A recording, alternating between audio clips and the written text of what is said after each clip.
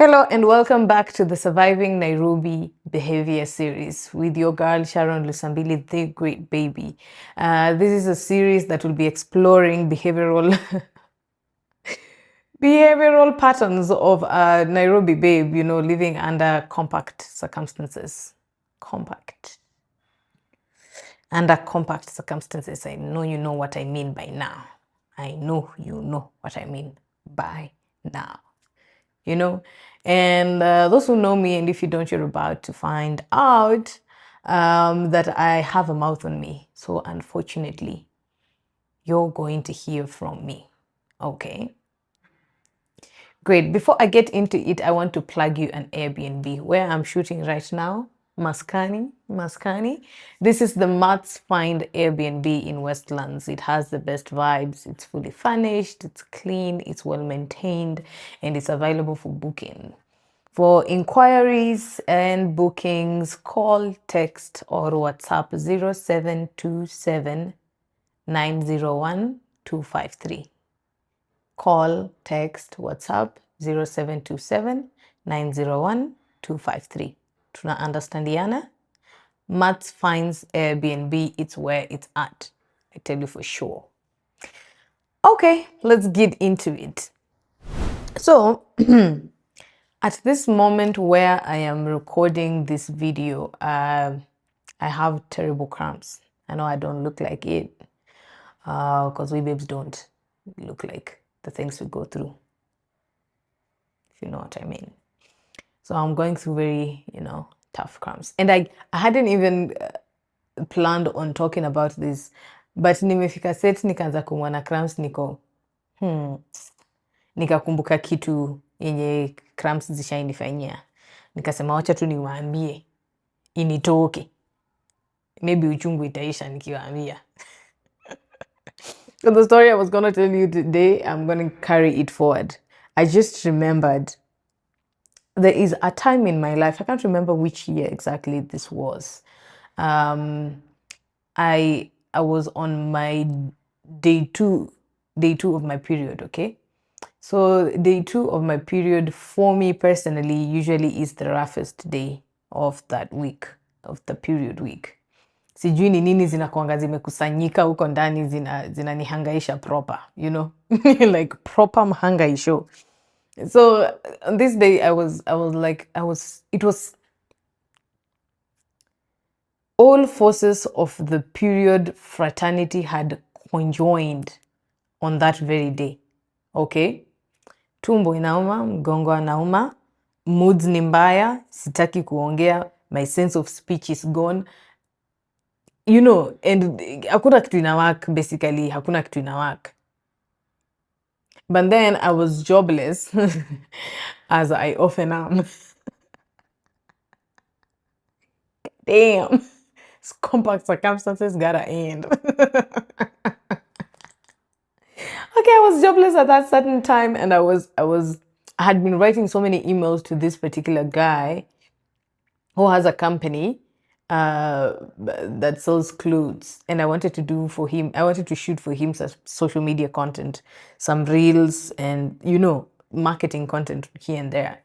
And we'd been exchanging emails for a very long time, and I had already seen that this guy on this email is kind of problematic. Like, you can know a client who's problematic just by the virtue of mnasumbuana ku get to where he wants. Not even that per se, like the way he explains his vision and what he wants to you is already a problem. Like, mandem, wewe hujui kenye unataka mimi nifanye aje kenye unataka.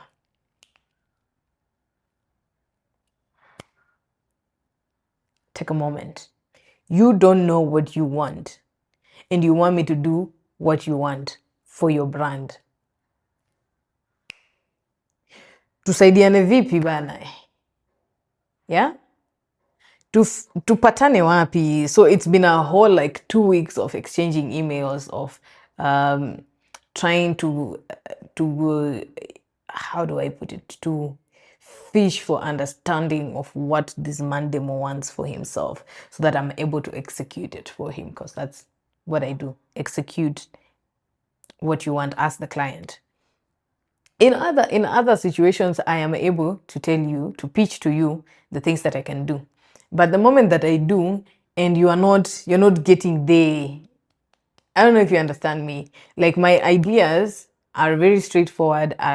This is what the final product is going to look like, and this is the process. And you are always finding a way to complicate everything I tell you. Unataka tufanye vipi kazi baba? So this was my kind of client already.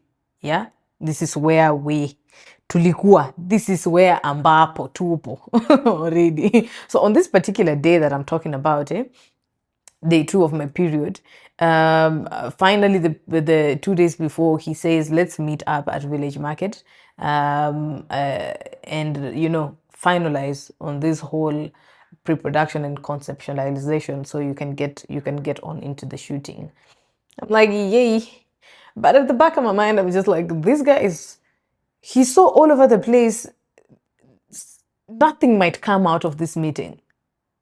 I already had that part over there somewhere. But I was like, haidhuru, nkatoka kwangu, huyo gumosi, gupili, gumosi ingine, gupili. Bakbandika, bakakabandua, bakakabandika, bak mwingine akabandua, huyo. From town to Village Market. Of course, I'm using matatus because compact circumstances. You understand everything that's happening by this time on this series. So I leave home already. I'm not in a mood. I don't want to talk to anybody. I hurt all over. And anything that doesn't hurt is irritating. I know the women on here understand exactly what I was feeling then. You hurt all over, and the thing that doesn't hurt irritates you. You're not in a good mood. Your uterus is bleeding. It's a lot going on, okay?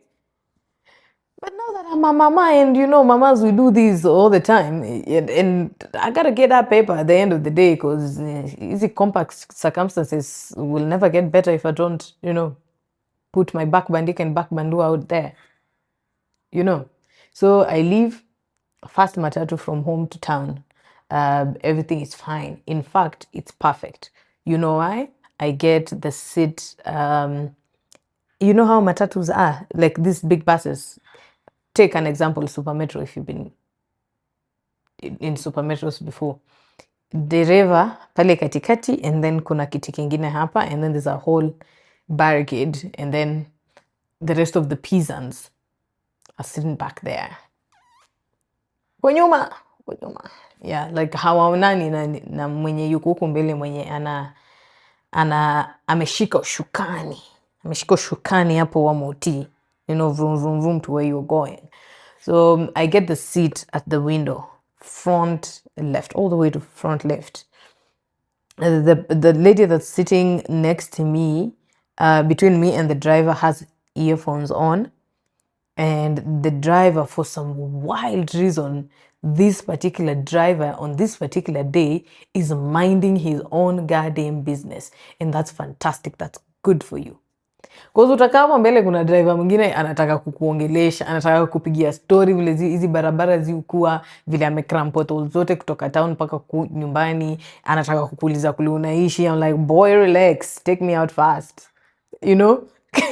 Like dereva. Endesha. One job only. Eyes on the road, drive the goddamn vehicle. So that was the kind of dereva we had that day. Thank God. Like, cruising nicely, okay? So I put my earphones on as well. And nasikiza, mapambio hapa na pale. Mambo yangu, you guys know what I do. Yeah? So I'm listening to some nice music. I'm feeling relaxed. I'm getting myself into the meeting of the mood of the meeting. Sorry, not the other way around. Tukaenda vizuri. Mwenye kuendesha ni kama I think anajua potholes zake zote. Tukafika town vizuri. Kufika mtauni, I started getting overwhelmed. Because town yetu hii ya Nairobi haitawahi kosa watu wamejaa. Like every single day, Sunday unadhani town itakuwa empty, unakuta familia zilileta watoto wao wote town. So ni wewe tu na kugongana na mama na baba wameshikana na watoto. Weekdays the same. The whole of Kenya is looking for money. Everyone is in Mutauni. So this was a weekday. I was like, okay, fine, just relax, get on with your business and endelea na maisha ya kwako. So gari za kwenda village market zinapandiwa Koja. That's the only stage I know. Sijui kuna zingine zinapandiwa anywhere else in Nairobi. But matatu za kuenda village market zinapandiwa Koja and then unazidi sana. So nikaingia matatuni. Hii matatuni, they're the small ones, 14-seater ones. Those are the ones I got. Just to reduce the number of people that I'll be around, because sikupata the front seat this time. So in fact, I was the last one to enter this matatu. Funny enough, seats za nyuma zote zilikuwa filled. Basically the whole matatu except the seat next to the conductor. Conductor, tout, mchukua pesa. And then there's this alley that goes huku nyuma, and then there's 2 seats this side ingine opposite yeyo. So mimi nimekaa hapa kwa alley. So mimi na yeye ni kama mabesti. Good thing hiyo time hawakujaza wasevile wao weka kwa hizo viti za mbao sambaza hapo katikati. Just the 14 of us, tunaelekea mwendo. Sasa saizi, like all that walking in town, imenifanya sasa nachemka. Boiling. Terrible mood times 100. Irritated times 1000. Nasikia tu nitoke, niende tu mahali pengine. By nitoke na maanisha I just leave Earth, I go to like Jupiter and do things that Jupiter sells and life, if there's life on Jupiter. Ama tu ni chill tu na stones huko. And extreme heat. That's what I was feeling that day. Okay, not that day, that moment. So nimejifurisha tu for no reason. Hakuna mtu amenikosea.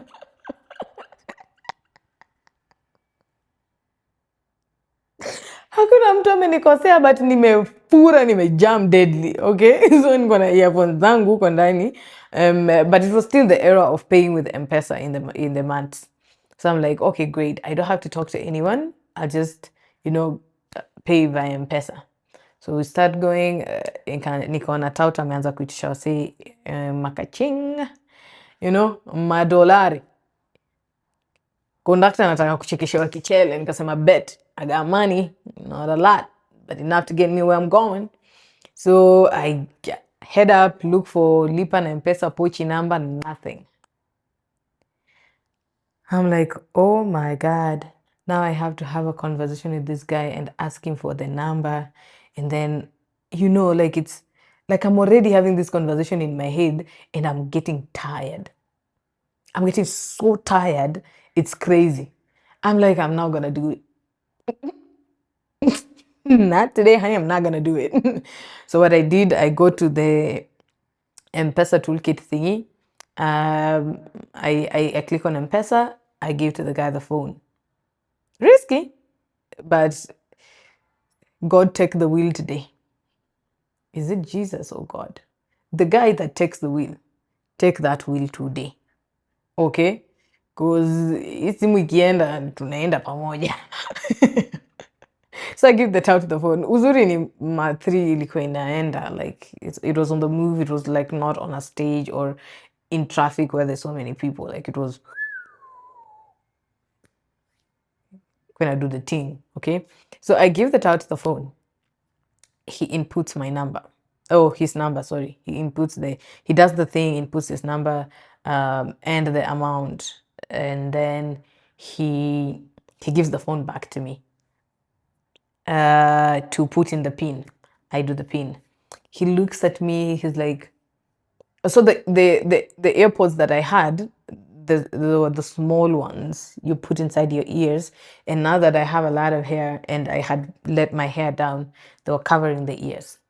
So the guy is talking to me and he's convinced I can either not hear him or I'm just the most ignorant piece of crap he's ever met. So he's like, madam, mbona umekasirika? Unakaa umejam? Kwani mambo yako haikuendei vizuri? Of course, I am not talking back. I already had that conversation in my head. I had made up my mind. I am not talking to anyone but the guy of the meeting. Okay? Simple. Simple stuff. And I had some, small room to talk to a waiter where we were going to meet because we were meeting at a restaurant. So I have decided I'm not going to talk. So whatever you're going to say is not going to be answered. Okay? So he asks me, nisaidie a message ya M-Pesa. I swipe the phone, I show him the message. No, I actually don't. I just, vibe. I'm just looking at the other, because he is the one who put in the goddamn number. Unataka message ya nini? Sini umejiekea? Ukiweka iende kwa Jenny ama Junita ama Juniper, that's on you, bro. That's on you. So me, I'm pissed at everything. Stop asking me for messages. Don't talk to me, And then he looked, and then he was giving change to the guy in front of him. And then he told him, ama huyu msichana ni kiziwi, alisema mdefu. Ama huyu msichana ni mdefu na mimi najikaza hapa hivi namuongelesha. Mbaba akamuuliza, wewe na unamuongeleshea nini? Kudos you guy. Akasema, wewe uone vile anakaa mrembo. Uone vile anakaa mrembo, angeniongelesha leo ningeitisha namba. I was like, God, it's a decision that I made to talk to this guy. Tukwame nayo. Allow me to kwame nayo.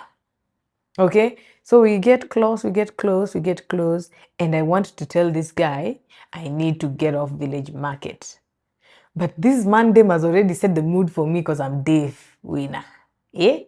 Like as it is right now, I can't speak, I can't hear you, bro. I'm about to learn some sign language on this YouTube, in this matatu, and throw some signs to you. I want to be yelling out gang gang. Because I've just decided I'm not going to open my mouth. Like, imekata. Conversation imekata. So I think to myself, what am I going to do? Because sitaki kupitisha Village Market. Nitahave tena kutembea tena kwanza kurudi. It will be a hassle. So I go to the sticky notes of my phone. Take a very nice, clean sticky note. And if you ever wanted to know my secrets, check my sticky notes. There's a bunch of them, like an unhealthy number of sticky notes on my phone. Those the one that has the application, not like I stick notes on my phone. Come on, like the application in the phone. Those are where all they have ideas. They have the things that I wanted to tell someone, the things that I have told someone. The things that maybe when I'm in a meeting and I want to pass a message to someone to air it out. I write there and I, pass the phone, something like that. So I was like, bet this is going to sell the idea. Because the number of sticky notes, and they're different colors. Like it's just a bunch of very colorful interface when you open that application. So I give it to I write Nashuka Village Market. I type it and then I give it to the tout. I give the phone to the tout for him to look. And then he looks at the phone. He goes, he nods. He gives a thumbs up. He gives the phone back.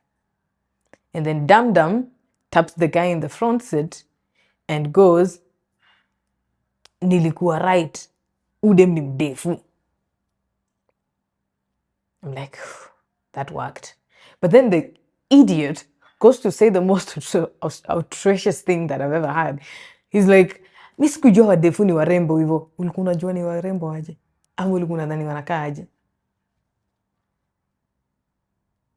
Bloody tout, I'm talking to you. Ulikuwa unadhani madefu wanakaa aje? Mans was so mesmerized the whole way to village market. He didn't even forget to shukisha me. He was so keen and he was so, like precise. I feel like he was talking to himself saying, oh, mdefu anashuka village market. Oh, mdefu village market. My question to him is, yeye ameona wapi madefu na nadhani wanakaa aje? Ningependa kuambiwa mimi personally. But anyways, long story short, nilishukishwa village market. Went had a conversation with my guy, my problematic guy, and like I told you, it didn't go anywhere. Back and forth, I tried to, like now agree to everything that he was saying. Like I will execute it however you want it. I even gave him the leeway to come to set so we can do it together. And that is how we ended the meeting. He was like, oh, yes, great. We will plan a day for shooting. And then you can come to our stores and we can do the shoot. Shook hands and left. Okay? That bloody client never called or texted back or emailed back, sorry. He did not. Compact circumstances. I left my house on my day 2 of my period with everything that was happening to me on that day. I even turned deaf for this guy. And he didn't email me back. He didn't give me the job. 3 weeks investment in conversation. Hamna roho. Dear darling client, hauna roho. We unaweza ua. Ukiendelea na hiyo tabia unaweza ua wewe. Paka makanga kadhani mimi siwezi ongea. In fact, akongelesha stories madefu vile anataka. All this way because I had saved all my energy to have a conversation with you, to seal a deal, to, to better my compact situations and circumstances. And you did that to me? You did me wrong. Client, you did me wrong. But anyway, I guess periods can make you deaf if you're not careful. Yeah. And on my way back home, by the way, I didn't talk to anyone as well. So it was a full day of us strictly stuck to plan. Anyway, what are the crazy things, girls, that periods have ever done to you? Or boys, if you ever had a story about what periods have done, what crazy things period have done to girls, you can let me know on my email. The email address is ladylikelusambili@gmail.com. ladylikelusambili@gmail.com. Okay? Now let's move on to, do you really think so? Yeah? Do you really think so? Okay, here's a fact. Lemon water is not a magical fat burner. It can help hydration and maybe reduce calorie intake if replacing sugary drinks. I repeat, lemon water is not a magical fat burner. It can help hydration and maybe reduce calorie intake if you're replacing sugary drinks with the lemon water.